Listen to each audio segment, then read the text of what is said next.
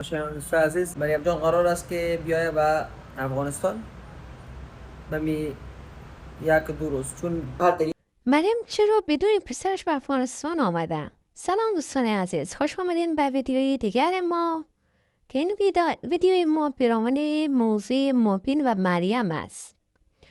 ماجرای مبین و مریم دوباره با یک اتفاق عجیب روبرو شده که شاید بیشتر شما در کانال خودشان دیده باشید. این زوج که مدتی با اختلاف و جنجال روبرو بود، حتی صحبت از جداییشان مطرح شده بود و کلن از همدیگر جدا شده بودن. مریم در پاکستان خانه جدید گرفت و مبین به افغانستان آمد. شده خلاصه کار کرد که با ما هم کلام شود. ما واقعا هم وقتایی که با پشت دروازه بودم گریه میکردم دروازه رو واکو یا مر بگذار ببخشی گپا، هم وقتا واقعا دلم سرد شده بود، دیگه نمیخواستم یک جای زندگی بکنم و غیره و غیره و غیره. خلاصه حال کمک تبدیل شده ذهنیتم، میخوایم زندگی بکنم ولی شرط های خدا دارم. اولین شرط ما که به مریم بود این بود که مریم باید افغانستان بیایی، که اولین شرط مرا به خوبی مریم قبول کرد و چند روز بعد قسمه که دیدم برش تکت گرفتم و خیلی خوشی حرکت میکنه.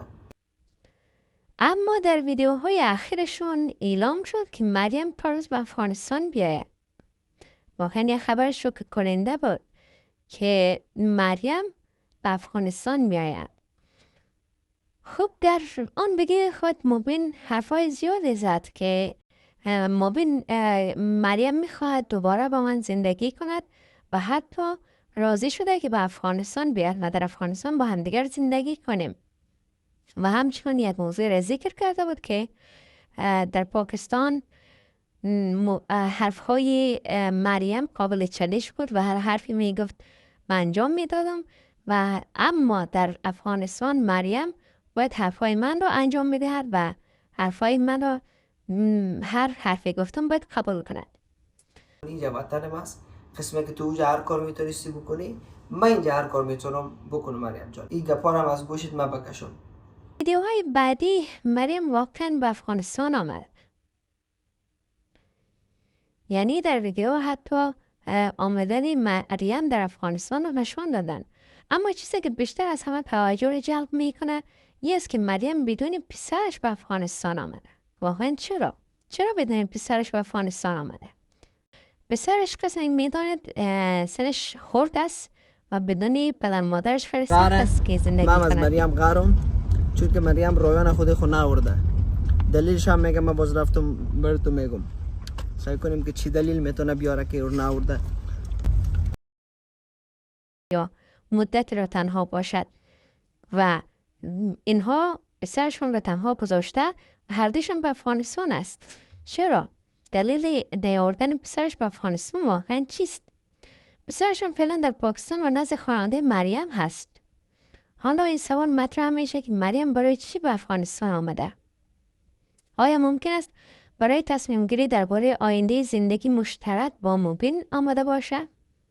یا شاید موضوع به جدایی و طلاق مربوط است و مریم برای بررسی یا انجام بعضی کارها به افغانستان سفر کرده؟ البته هیچ کدام از اینا تایید نشده و فقط احتمال است. اینها فقط سوالهایی است که در ذهن بیننده ها به وجود میاد زمانی که بیننده ها ویدیویشان را میبینن و این سوال ها در ذهنشان به وجود میاد که چرا بدون پسرش آمده و در آینده چی تصمیم خواهد گرفت در صورتی که اینها حتی حرف از جداییشان زده شده. یک احتمال دیگر همین است که مریم آمده تا شرایط زندگی در افغانستان را از نزدیک ببیند. شاید میخواد قبل از اینکه در افغانستان زندگی خود را شروع کنه بیاید یک بررسی کند که آیا قابل زندگی هست یا نه. شاید میخواد قبل از اینکه درباره آینده خودش و پسرش تصمیم بگیرد بررسی کند که واقعا ما و پسرمون در اینجا میتونیم زندگی کنیم یا خیر. چون قسمی که میبینین مریم دختر است از پاکستان و با فرهنگ پاکستان بزرگ شدن و اما افغانستان یک فرهنگ دیگه دارن. یعنی با همدیگر جور نمیان، برخلاف همدیگر هستن. در پاکستان آزاد بوده، در بیرون در گشت و گذار هر جا، اما در افغانستان اون آزادی رو نخواهد داشت. یعنی چه قسم زندگی خواهد کرد؟ آیا به این زندگی راضی خواهد شد؟ یعنی تصمیم خواهد گرفت که در افغانستان ادامه زندگی را پیش ببرد با مبین؟ خب یک سوال دیگه هم در ذهن ما به وجود میاد که در صورتی که دخترای افغانستان در جستجوی این است که ما با هر شرایطی که شده یا یک راه پیدا کنیم که از افغانستان براییم، درس خود بخوانیم، ادامه تحصیل بدیم، دانشگاه بریم، کار کنیم، پیشرفت کنیم.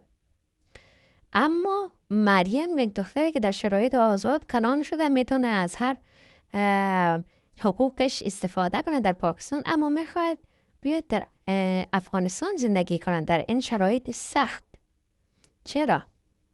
حتما کدام راز پشت پرده هست، حتما کدام حرفی ناگفتهشون وجود داره.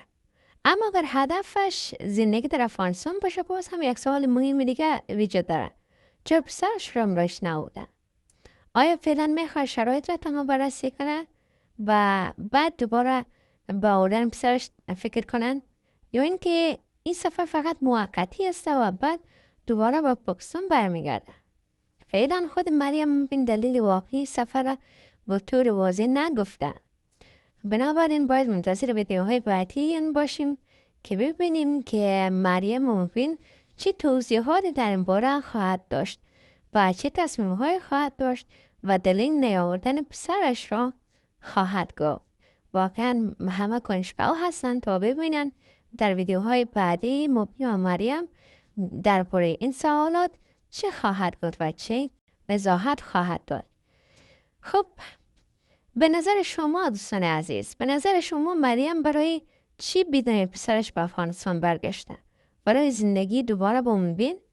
بررسی شرایط افغانستان یا موضوع جدایی؟ پس قبلا مبین در ویدیوهای قبلش ذکر کرده بود که ما در پاکستان نمیتونیم جدا شیم با آسانی. شاید هم میخواین در افغانستان بیاین به صرف قانونی هم جدا شان، اما اینا فقط تنها یک احتمال است و ممکن است که موضوعات دیگری در پشت پرده باشه یا نگفته باشن. خب شما نظریات خودتان در کامنت بنویسین، ببینیم در ذهن شما چه سوالای خلق شده و شما به چی نظر هست. تشکر دوستان عزیز تا این لحظه با ما بودین و سابسکرایب کنین تا اینکه ویدیوهای بعدی را ببینده باشین. الله حافظ.